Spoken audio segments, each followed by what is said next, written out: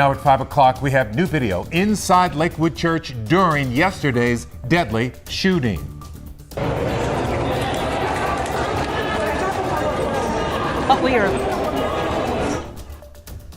What we are learning about the shooter, the victims, and the investigation. Also tonight, new details about the shooting at Lakewood Church yesterday afternoon that left an armed woman dead and her young child fighting for his life. Police say a Conroe woman was shot and killed after walking into Lakewood Church with her son and opening fire. Today, police confirming the identity of the shooter as Genesse Moreno, and the child who was shot was her 7-year-old son.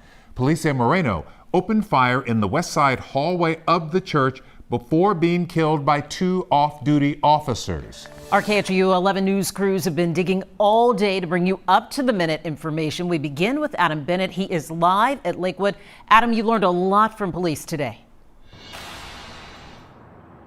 I sure did, Mia. First, we learned that the AR-15 rifle used in this shooting was legally bought back in December, and that it had a sticker on it that simply read Palestine. We also learned that a 57-year-old man who was shot in the leg in this attack, who police say was just simply an innocent bystander, he has been released from the hospital. Today, we heard from Houston's police chief, the lead investigator in this case, and an FBI special agent in charge for nearly an hour as they spoke to reporters. They all told us they are still looking for a motive in this attack. The lead investigator told us that Moreno forced her way past security at gunpoint with her 7-year-old son and a bag with a .22 caliber rifle inside just before 2 yesterday afternoon. Commander Christopher Hassick says Moreno then began shooting in the west hallway outside of the sanctuary before quickly getting into a shootout with 2 off-duty officers. Moreno died on scene while her son was shot in the head but survived. Police say they are still investigating whose bullets struck that young boy. We do want to stress that she acted alone. We do believe this was what we term a lone wolf, lone suspect situation. We do not believe this is part of a larger nexus. She is not part of a larger group or set of individuals. We believe that Genesse Moreno acted alone. And Commander Hassick told us HPD does have a history with Moreno. Specifically, they had put her under an emergency detention order back in 2016. They say she has a documented mental health history. This afternoon, Lakewood Church is still a crime scene. Police Chief Troy Finner says he'll work with church leadership to let churchgoers know when they can go to pick up their cars and belongings left behind during yesterday's attack. Len. Adam, thank you. Also tonight, KHOU investigates learned of a connection between the shooter and Lakewood.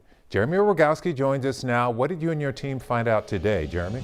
Yeah, Len, we poured through court documents and the shooter's social media accounts and learned Genesse Moreno went to Lakewood Church at one time, as did her mother. And at one point, Moreno's ex-mother-in-law says she approached Lakewood's staff with questions about her daughter-in-law's behavior. On Instagram in 2020, Genesse Moreno posted confirmation of a recent donation she made to Lakewood Church, writing, "I will honor and bless my church." Nearly 4 years later, police say she brought her 7-year-old son and an AR-15 rifle to Lakewood and began firing. We want to know the motive, how she got the weapon, why she did this. We're not there yet. Officials remain tight-lipped about a motive, but these court documents reveal Moreno had been involved in a contentious divorce and custody battle for her son. Her ex-mother-in-law, Rabbi Wally Carranza, intervened in the case, claiming Moreno had a diagnosis of schizophrenia, had been investigated 4 times by CPS, and intentionally harmed her child twice.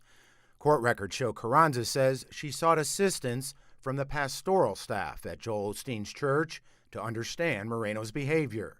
In 2022, Moreno won custody of her son after her Jewish ex-mother-in-law never appeared in court. Fast forward nearly 2 years later, authorities found anti-Semitic writings at Moreno's Conroe home. We do believe that there was a familial dispute that has taken place between her ex-husband and her ex-husband's family, and some of those individuals are Jewish.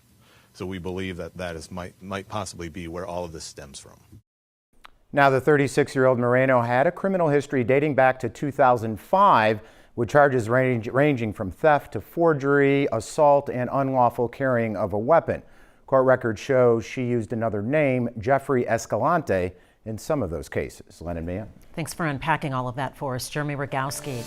And we are also learning more tonight from District Attorney's Office in Montgomery County. Officials there wrote the search warrant that was executed at the suspect's home yesterday. Take a look at the scene overnight up in Conroe. Today, the DA's office telling us when law enforcement arrived to gather evidence, they confronted a woman who was inside the home. The DA's office would not tell us who the woman or how the woman was connected to Moreno, but this morning several neighbors telling us that Moreno's mother lived there. Today, we also saw a car towed away from the scene. Here's what the DA's office told us they were looking for in that home. We wrote the warrant to look for evidence of bomb making. Obviously, that was a big concern. We also asked to look for any ammunition, firearms, any type of evidence that might connect or display a motive or intent for this type of crime. Now, the DA's office says law enforcement is still processing evidence there, so we're still waiting to see exactly what they found. m3missions.com/2024. Repito.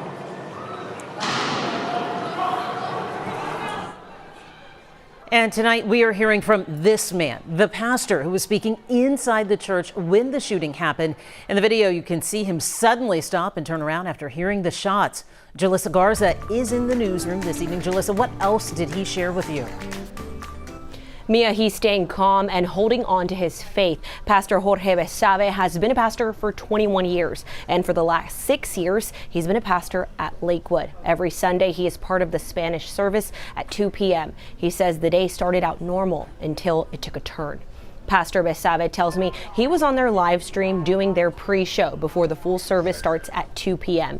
He says he was welcoming people in and sharing details about the day's service like he normally does. Then at about 1:55, he heard something. Originally, he thought something fell until that sound continued and he realized they were gunshots. Estaban corriendo muy desesperados. Entonces, muchos gritando, trae un arma automática.